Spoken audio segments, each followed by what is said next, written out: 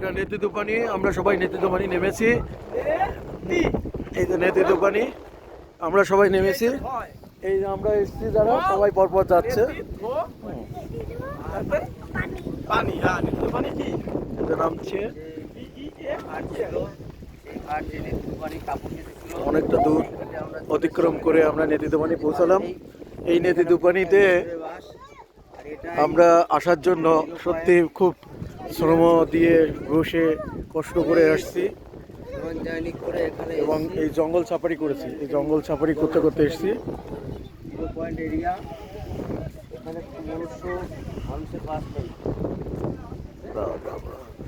সুন্দর